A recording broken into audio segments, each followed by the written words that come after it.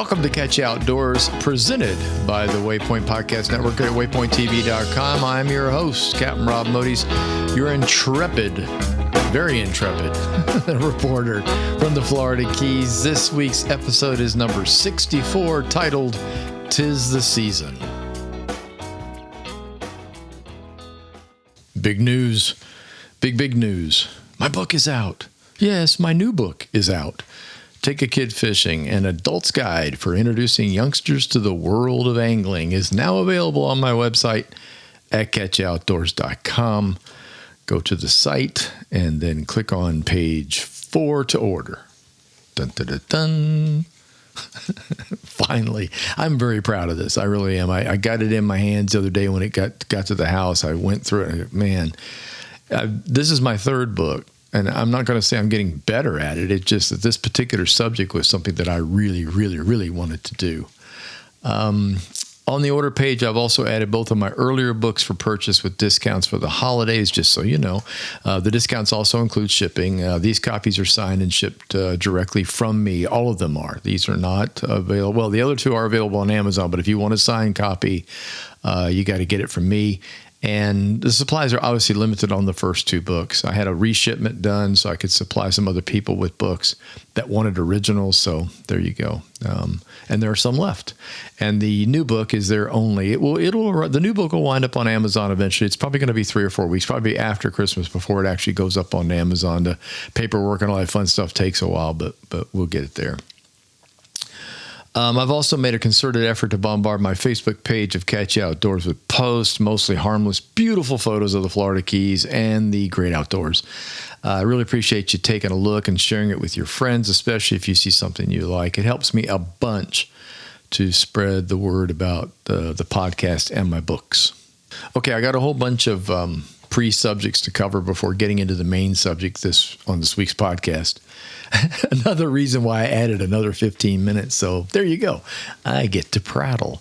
I need to add another quote, Save the Earth recommendation. Okay. I did the podcast last week was about the Everglades, and it was about the quality of water and some of the issues that we're having across Florida and other areas. And I attended a talk last night down in Alamorada by a group called the Surfrider Foundation. And quite frankly, I never heard of them. And they're huge. They're U.S. wide, number one. They started in California, thus the name Surfrider. That's where they pulled the name from. And it's a water quality group about all kinds of water quality issues, everything from, the sewer issues, too many people, runoff, fertilizers, all the other junk that kind of goes with water. And I talked a lot about that last week, so I'm not going to go into it again. But that's what Surfrider does. But I found it very interesting because they have tons of outlets all across the U.S. that are fighting the same problems that we're fighting here in Florida. And they have a Key West representation, or Florida Keys, I should say, representation. So I thought that was really cool. They presented a whole series of films, which were good. And then at the end, after the film presentations, they had a question and answer section, also excellent, well done. They basically have two veins that coincide with the environment. One is about conservation and cleanup of water, which Captains for Clean Water, that kind of stuff. It all falls into place. But the other one I found really interesting was the obtaining of seafood, presenting it in a way that works with restaurants. In other words, what they're trying to do is preservation of seafood and making sure that the seafood is harvested with sustainability. And that is definitely an issue. There's no doubt about it. And so I thought it was interesting that this group has been doing this for a long time. Long story short, why is that important? Well, those of you who've been around long enough or old enough will remember back when canned tuna became a problem, tuna fish, which we would get in the stores, typically, make tuna fish sandwiches and things like that with. They were accidentally catching bottlenose dolphin with them, as well as porpoise and things like that were being caught in the nets and killed to obtain tuna for the tuna fish market. And there was a huge stink. I mean, there's no other way to put it. And people found out about it, like, you have got to be. So guess what? They stopped buying tuna. Well, that's pretty much all it took to get the things to change around to where it became dolphin free and porpoise free. And that was one of the first ones that I personally remember. I also remember when swordfish became a problem with availability just due to overfishing by commercial fishermen. And over time, regulations were set, and swordfish actually made a comeback. And the reason I remember that one so much is because I really love swordfish. It is one of my favorite fish to eat. It's like a steak instead of a soft fish like yellowtail or mangrove snapper or something like that. It's a firm, pop it on the grill and put grill marks on it. I mean, it's really, really good. But over time, we've pulled them out. As a matter of fact, people here in Florida now, there is recreational sword fishing. It's a technical sport because your swords typically in daylight, which is when people fish for them, typically are on the bottom in about 1,000 feet of water. So it becomes a real trick with heavy leaded lines, huge weights, power reels, power assisted reels, things like that. So, but anyway, we are getting them, and now they're available in the stores here in the Keys, and so we can turn this stuff around. Surfrider is working to research the problem and to offer alternative fish to the table. That's basically what they're saying. Okay, look, this fish is a problem. Like I happen to know grouper is an issue right now. It has been for quite some time. And grouper, Southwest Florida especially, well, all of South Florida is known for grouper sandwiches. I mean, that's been a staple for years. And so that's where Surfrider is coming in, saying, look, there are other fish that you can put out there that there are plenty of that a lot of people don't bother to eat or just overlook. And I totally agree. So I found it interesting. So look them up. Look them up on the web, Surfrider Foundation. They've got a very large web presence, so easy enough to find information about them. Weather here in Key Largo was nearly perfect this past week. Lows around 70, highs about 81. Very little rain. It hasn't cooled off yet. It's trying. If you're looking for an escape from colder weather, now would be a good time. Crowds are minimal until after the holidays, and then it's holy moly, Katie bar the door. Well, But right now, it's pretty laid back. It's funny. I wondered what it would be like living in the Keys because Janelle and I very seldom ever came down here at Christmas time. We had way too many things going on, either on the west coast of Florida when we lived there or up in Fort Lauderdale. So it was, it's a crazy time. When I was guiding in Southwest Florida, there was a huge drop off in customers at Christmas time. They just dried up. They had too many other things going on, like most people do. And so they didn't think much about it. Keys are the same way. Key Largo right now is quite quiet. You can go into most any restaurant you want to, walk in, get a table. So if you're in the area, you're thinking about traveling to come down and visit, maybe to squeeze in a pre-Christmas visit, pre-holiday visit for that matter, all the holidays, it's pretty good. It will get nutty. Usually most of these areas get pretty crazy after Christmas. Between Christmas and New Year, that week, people will vacation and do it then. And then, of course, after that, when January, February, the more it snows up north, the busier we're going to be. So that's the way it is. So I did get out fishing. The full moon was on the 7th, and I think I fished the day before that, if I'm not mistaken. I was on the water last Tuesday. I was on the day that the other podcast came out. Almost every single cast I threw got attacked. It was awesome. That's all I can say. There were a lot of kudas, but I did manage to pick up a few mangrove snapper, and I also got one, I'll call it a miniature snook. Well, no, he's just small. He's like maybe 14 inches. I was looking for something twice that size, but that's what I got, and I'll take it. But the kudas were amazing. I got one that was close to 4 feet in length. He dragged me around in the kayak, which was a lot of fun. But it was just an incredible day. I fished soft plastics. Most of the time I had on a gulp swimming mullet pinned to a jig head, and tossing. It didn't matter where, honestly. The points were good. Points of mangroves up under the bushes was also good. But there were errant casts where I dropped way short of you bump your finger on the line or something and your cast lands halfway between me and the shoreline or the mangrove line, and it got attacked when it hit the water. I mean, these fish were everywhere, and it was pretty constant. The only drawback was it was breezy. I got wet. Kayaks have a tendency when you're trying to go into the wind and you have a chop, the chop breaks over the bow pretty consistently. So, but whatever, that's kayaking. That's why, that's why down here you put a bathing suit and a t-shirt on when you go, because that's probably going to happen to you. Water temperatures still up there, 77, 78 degrees. Haven't dropped a bit yet. We're starting to get cooler nights. Last night, temperature was 71. At Miami, Fort Lauderdale, I noticed hit in the 60s last night, 67, 68 low temperatures. So we are getting it. It's just these fronts are coming down across Florida, and they are just quitting at Lake Okeechobee. They're just basically stopping. Whatever. So go snorkeling. So yeah, put the swimsuit on and go swimming. You're not going to need a heated pool right now. I shouldn't complain. We're all living on island time, right? I heard the best. That jogged my brain. That happens at this age. I heard the coolest quote the other day from somebody on the radio. I was listening to one of the tropical channels, I call them. It was either Buffett or Kenny Chesney or I don't remember, but somebody on there came up and said, the definition of island time is really wrong. People think that island time means we move slow. They think that island time means we show up late for meetings or we show up late to work or, you're on island time. That's not what it was about. And I love the fact that this lady mentioned that when she was making comments about it. She might have been a DJ. I'm not really sure.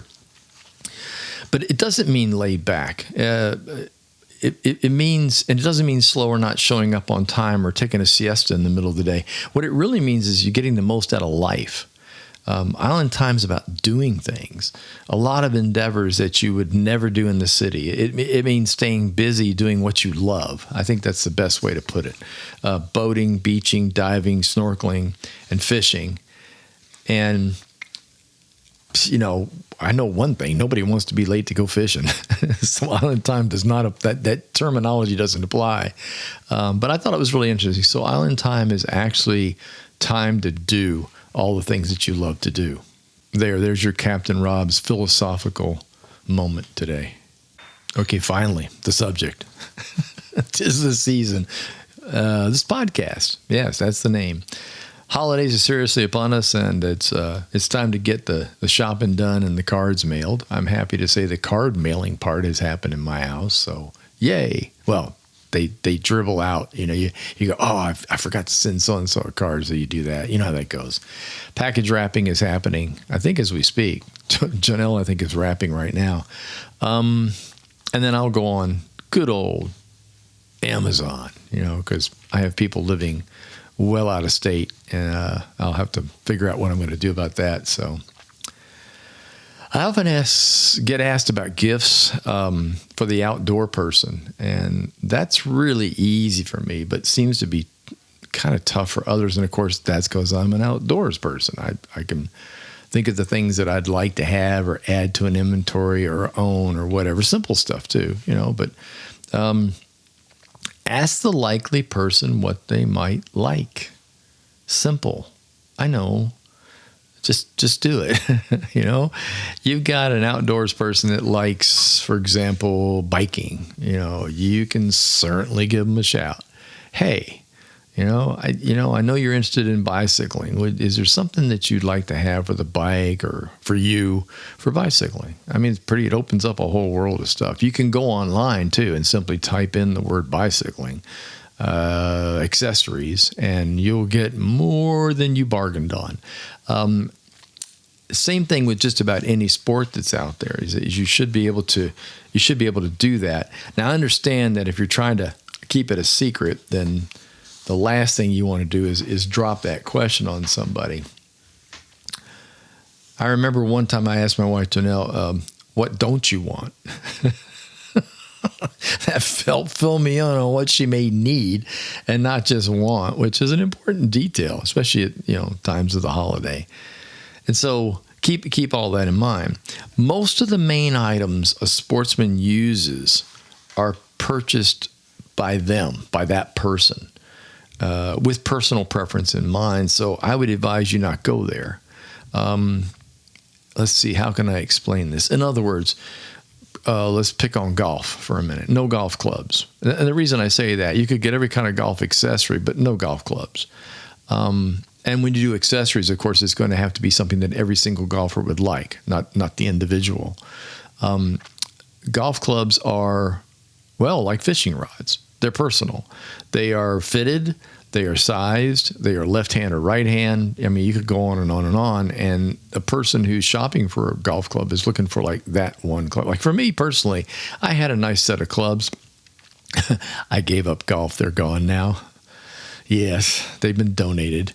But the only thing that I shot for was a driver. And as the years went by, the drivers continuously changed. And I mean, they got better and better and better. First of all, the faces got a lot bigger, which helped me a lot. I have a notorious slice. I think that's why I gave up golf. I'm just like, okay, I can't do this. I've tried. It just doesn't work. My short game was great. I could chip and get things really close to the hole in the green, but oh Lord, anyway, I don't want to talk about it. It just was not good, and it became not fun. And if it's going to be not fun, I don't want to do it. But golf clubs are a very personal purchase. The people that use them know pretty much exactly what they want.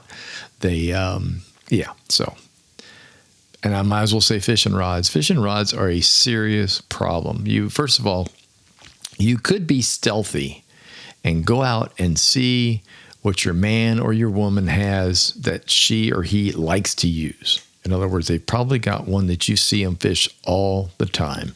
Well, it sure would be easy if you wanted to get them another one. And they're not going to object to that, by the way. Most fishermen love having 4 of everything, if you've seen garages and basements. Anyway, they've got a rod that you see them fish all the time. You've been out, that's the one they're always picking up. Hey, it's got stuff written all over it. It's really easy to figure out what it is. Number one, you know the brand.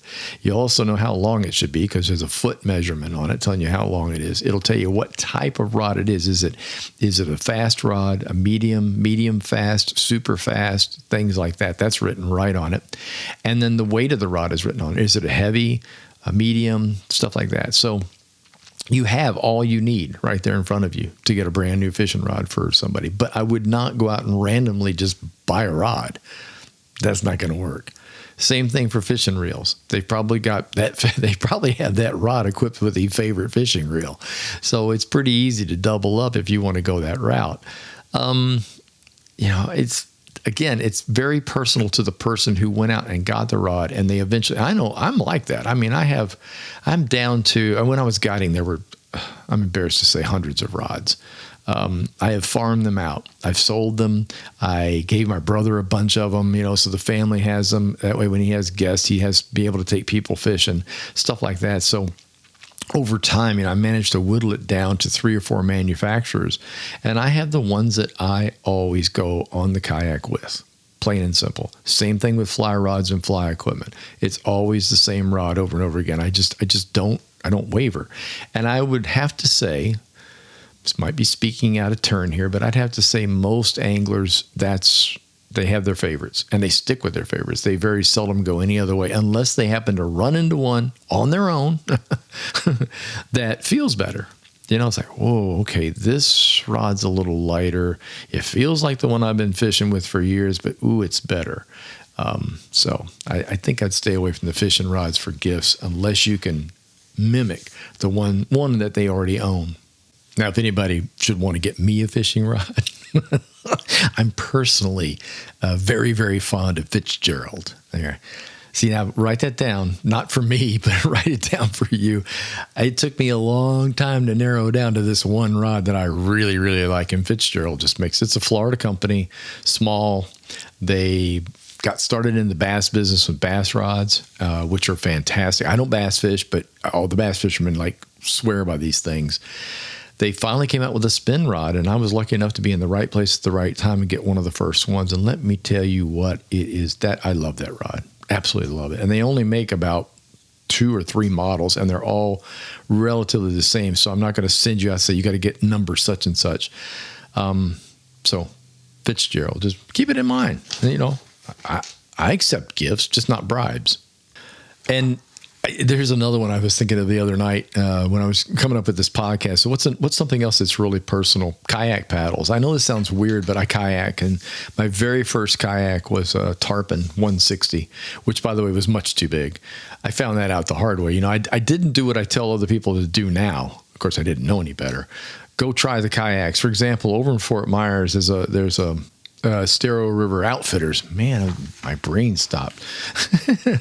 Estero River Outfitters off US 41 down in Estero, obviously.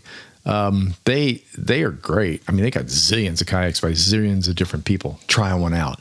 So anyway, I got this Tarpon 160. I've tried fishing out. First of all, it was too long. 16 feet is not good for fishing. 12 feet's much better, just so you know. Again, that's personal preference, I know.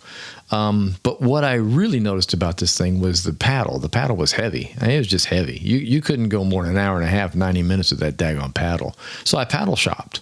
Went right back to Estero River Outfitters and bought a very lightweight graphite paddle. Now, these things are not cheap. A really good a paddle may run you $69, $79, $89. A graphite's going to be 3 times that much money. But you can paddle all day long with it. It's like a feather. And, so that was my first learning curve, other than the fact that the thing was too long. Then I bought a 12-foot kayak. I don't remember the brand, but I bought a 12-foot. That was much better, but it was too heavy. It was a chunky thing. And then I wound up in the Hobies. And the Hobies were because a friend of mine fished Hobies. 2 friends, Dave and Mike, fished Hobies, took me fishing in an extra Hobie they had, and that's all it took. I mean, those guys should be selling Hobies is what they should be doing. First of all, I took the paddle completely out of my hand and put pedals underneath my feet, which are wonderful when you're fishing. So back to the original thought. You could buy a paddle for somebody. I don't think they'd object to getting a real fancy graphite paddle from you. But again, that's one of those personal items. And sporting, all sports have this. They have this problem. So accessorize. Accessory. Or you could do something even simpler. Don't buy them a sporting item. See how easy that was? No, seriously, think about this. So what to do? So where to go? I'm one of these gift shop people. Now, I'm not a shopper. And I know most men aren't.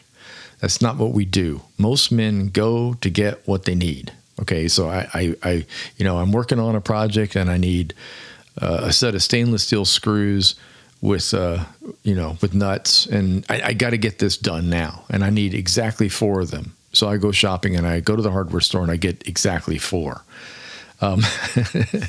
We don't browse, I guess is the best way. Browsing is just not cool. So, but go to a shop, go against the grain. That's Christmas. Come on now. Go to a local shop, a small shop, independently owned and operated, preferably. Browse. I mentioned the word before, but I know that if you're a guy, you probably don't want to do that. If you're a gal, this is not a big issue, and that's okay. I'm not drawing lines here between men and women. It's just different. I've been married for a long time, and I know how my wife shops, and I know how I shop, and that's just the way it is. We don't want to browse ever. Unless it's a tackle store, then all bets are off. Men will browse for hours in a tackle shop. Same thing for hardware. I just mentioned that.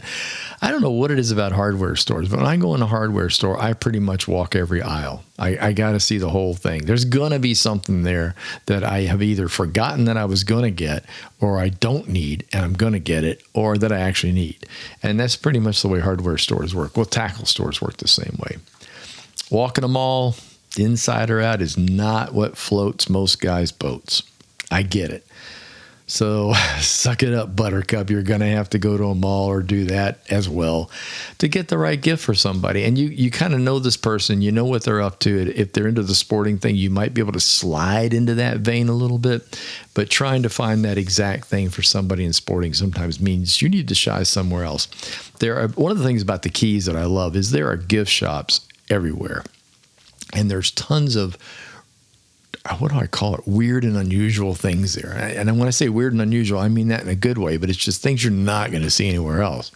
I know it's the same way on the West Coast of Florida in the small shops, and the same thing on the East Coast for that matter. Fort Lauderdale and those areas also had a lot of these beachside gift shops. If you're Floridian and you're shopping for somebody up north, get them something from Florida. get them a painted coconut. I mean, whatever. They're going to be grateful to get anything that looks like Florida or smells like Florida. You just go that route. I get a big chuckle when I see sand in a bottle. I don't know. There's just something about that cracks me up. It's a mason jar, usually, with a lid on it, and there's sand in it. And it says sand from wherever. And I think that is the dumbest thing ever, but it is one of the most purchased things at gift shops in Florida. People want a little piece of sand so they take it home. And the sand's probably not even from Florida in the jars. But anyway, we could go on and on about that. But, painted coconuts, those are kind of cool. At least I think they are. Let's see, browsing. There's that word again. I say this. I do like browsing bookstores. Kind of hard not to, actually, for most people. Although you can go right to the interest area that you like. Hobbies, fishing, history, like whatever you're into. But I like doing that. And I like looking for gifts there for people that I know. Again, somebody well, someone that has certain interests that that they're all about. That's a great place to find stuff. Don't forget, bookstores have always got that thing out front, that table that's covered in the most unusual weirdness ever. The books that either didn't sell, giant table books, things like that are discounted. And sometimes you'll find something really, really interesting in there. I like small gift shops with local trinkets. I kind of mentioned that in a way. Art shops. Ooh, art shops are good. I'm crazy about many types of artwork, but mostly paintings and photo art. But, you kind of know people like that. Something that I tend to do every single year is get somebody a plant, typically an orchid. Orchids are easy to come by. Phalaenopsis is one of the most popular orchids. It's easy to grow and easy not to kill. I tend to get my mother those at Christmas time. She's probably going to listen to this podcast and go, oh, now I know what I'm getting. But yeah, I mean, it's like, what's wrong with that? I mean, nice plant. So nostalgia. Yep. Tie-dyed. How about a lava lamp? That's right. They still make them. They do. And they're very cool. I have one in my office. I'm looking at it right now, which reminds me, have you ever seen a desktop floating world? Ooh. It's kind of like a modern day lava lamp. It's mystifying.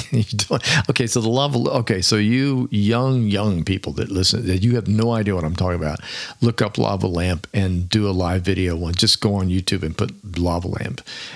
Back in the day, 100 years ago, they came up with putting an incandescent light bulb, which gives off heat, underneath a glass jar full of goo. And I'm not even sure what the goo is. But the goo becomes inert, stationary, hard. It's soft, but it just sits. As soon as you apply heat to it, it starts to expand and move around like Jell-O. And it floats in the water, and it's just, I don't know, it's cool. That's all I can say. It's just cool. And it comes in a multitude of colors.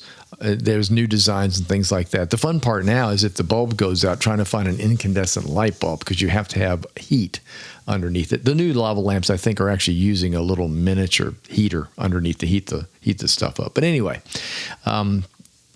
the floating globe. Long story short, let's see, where did I know. Okay, so everybody needs, you got to have your doctor, your dentist, your hairdresser, your barber, your accountant, your banker. Janelle and I were sitting in our banker's office up in Orlando. And on the desk, he had this weird globe, the world, our Earth. There we go. I got it. Earth. And it was floating. I mean, like floating. It's rotating, but not touching anything. It's sitting above a base, and then above it, there's like this arch top that's up in the air, kind of like one of those desk lights, that shine down on the desk. The world is floating in between that. And I thought to myself, that is the coolest thing I've ever seen. They come in a multitude of sizes, I found out. His was very small. His was about, I don't know, I'd say the world couldn't have been much larger than a grapefruit. but they make very big ones. Well, I was utterly fascinated with this thing. To me, that was the modern day lava lamp. This is, you know, the clacker balls. You've seen those things. You put them on the desk. You raise one, it hits the balls, and then it just eternally keeps going back. It's kind of like that, but quieter, and it's really just utterly fascinating. So I mentioned that, and lo and behold, my lovely wife at Christmas got me one. It's sitting in the kitchen now, on the kitchen counter, down like where the candles and stuff are, and it's just rotating away. And everyone that comes in, they go, "What is that?" It's a floating world. See, that would make a fantastic Christmas gift. By the way, available on Amazon. I don't know if you can find one in a shop, but I know you can get them on Amazon because that's where my wife got that. So I'm going to do this. I'm going to give you what I consider to be two of the ultimate sporting accessories, all right, but can be used anywhere, anytime, and anything. Or you will see an awful lot of it in sports, but reality is you can do a lot more with it. Number one, the GoPro camera. They're not as expensive as they used to be. Gosh, when they first came out, I remember spending $4.95 a piece for these daggone things. And that didn't even include all the little accessories, attachments, clips, head mounts, and everything else you can imagine. And plus, they were good. They were really good, but they have gotten a lot better. I made a huge jump, I guess a year ago, when I really started getting back into video again. I had a whole bunch of GoPro 3s, like 3 black, 3 silver, number 3, that kind of stuff. Well, guess what? They're all the way up to a number 11 now. Yeah. And last year I bought a 9. So that shows you how fast this stuff is moving. But big changes in the GoPro. So let me just speak about it first and what it does. I'm sure you've seen it. You've probably seen people using them. They're very easy to use, number one. They will easily do a much better job than your cell phone. Movies can be shot in various different modes, including a sporting speed mode. There's also slow-mo. There's also wide angle versus a standard angle. It's just all kinds of ways to shoot. This little dude will sit in the palm of your hand. There's nothing to it now. The old ones required a case to keep them waterproof, so you had to have this plastic case on the outside of them. And that's not something it was a pain in the butt, is what it was. In order to get to the camera, to take the chip out of it, for the memory chip out and the battery swapping, you had to completely take it out of the case every time you did it. Not anymore. It is completely sealed. The camera itself is self-contained, completely sealed, and waterproof. I have had my 9 underneath on the reefs, out there snorkeling, fishing, dunking it under the kayak so people can see what it looks like underwater where I fish.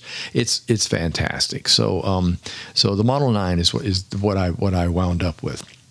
They're called the Hero, by the way. Hero Model 9. Now it's the Hero 11. They've got a video monitor built into them now, so you can actually see what you're doing. You used not to be able to do that on the early ones. You shot in the direction and hoped that you got it. Have a touch screen on the back. You can actually make adjustments by simply touching the screen that's looking towards you out of this little bitty camera. And there are 1,000 accessories. You can think of any way you can think of mounting it. There's a way to do it.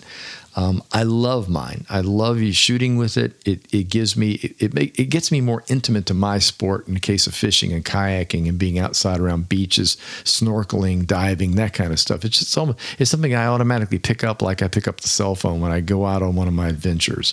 So that would make a super nice gift, and they're not horribly expensive. The basic camera, you can catch them on sale for $295. If you buy the latest model, if you buy like the 11, the brand new one, you're probably going to pay $395 for it. If you back off and buy a 10 or a 9, which by the way is going to be almost identical. I mean, let's face it. I'm real happy with the 9. It takes beautiful pictures. If you can find one that somebody has got on sale for $199 or $249, by all means, get it.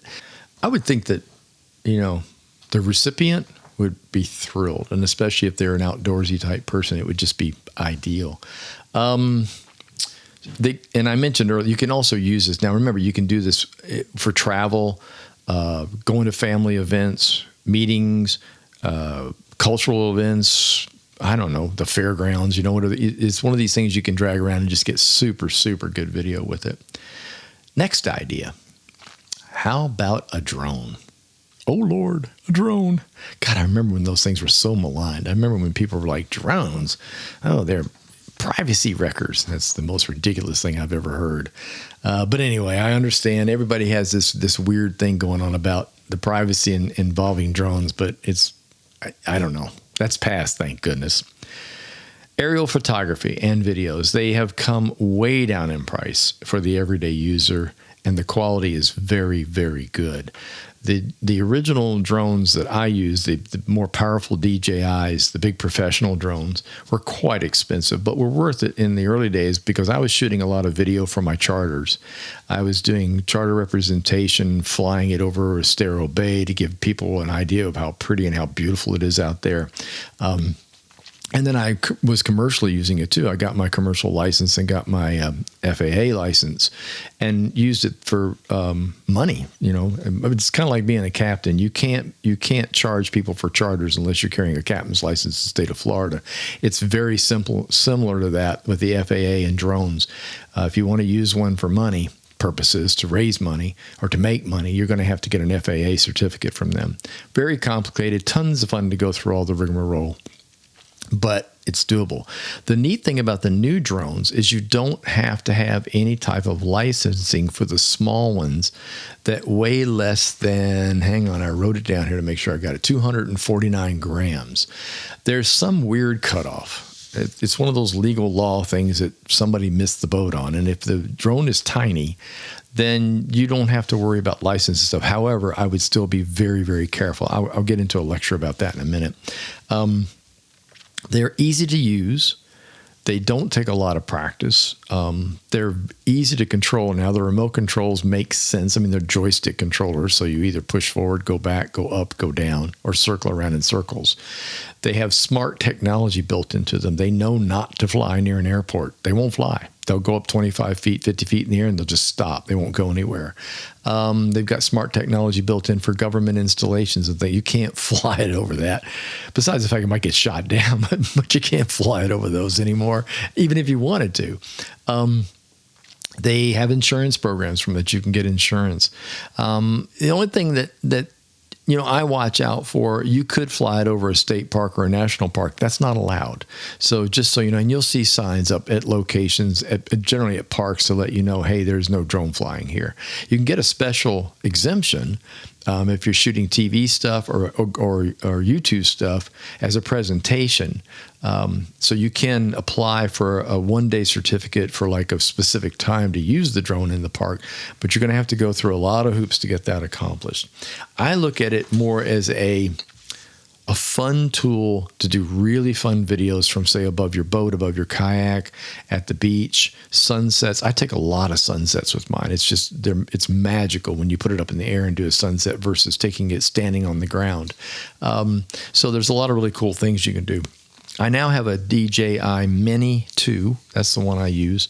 There's a Mini 3. Of course, there's a Mini 3. There'll be a Mini 4 by next year. It's little bitty. It will fit in your pocket, in your shirt pocket. It's really cool. It folds all up, and it opens up into about, maybe an 8-inch diameter vehicle when it's getting ready to fly. Very simple to use, very, very simple to understand. And you can actually get lessons and stuff on drones in a lot of cities and a lot of places, so you can look into that. Again, they weigh less than 249 grams, which is the legal weight where a drone has to be licensed. No, above that, you're going to have to license your drone with the FAA. Below that, you don't. Let's see, what else? There was something else I was going to tell you about. Oh, yeah, flying over water. Be careful. They don't float. Okay, drones they're very, very smart now. So here's the deal. They GPS is what they do. They GPS their locations before they take off. And there's several steps that the drone will go through before you're even allowed to fly it. So, for example, when you first buy one, there's a setup series that you have to do with it to let it know where it is. And there may even be an update available online that you've got to plug the drone into your computer to get the update through DJI. Very simple to do. It's not complicated, but it has to be done. Otherwise, it's not going anywhere. Once it's in the air, the GPS has a safety device built in that brings the drone back to you in an emergency. In other words, most emergencies would be you're not paying attention and your battery gets low or stops working. So you have no connectivity now to the drone. The drone's still flying, okay? It's got a little bit of battery left, but your controller's gone dead on you. If there's a signal loss, something like that, the drone will fly right back to where it took off from. Now, that's great if you're standing on land. But if you're standing on a boat, that's not cool. Because here's the deal. The boat drifts. The boat moves. The GPS location where you took off from is not where it's going to come. Well, no, it's exactly where it's going to come back to, and your boat won't be there. So it's real important that you understand flying over water. Stationary is good. Using a boat is very tricky, and you need to understand the movement of the drone and where it might wind up going back to.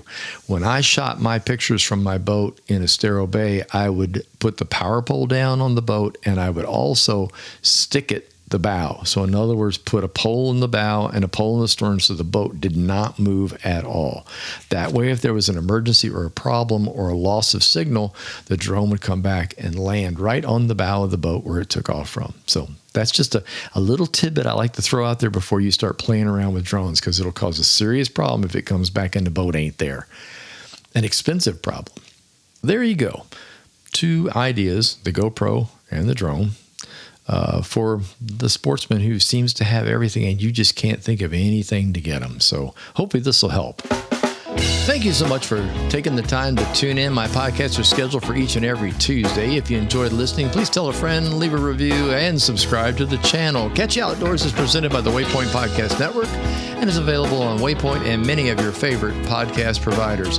Facebook page is Catch You Outdoors. The website's waypointtv.com and catchyoutdoors.com. Until next time, get outdoors and enjoy.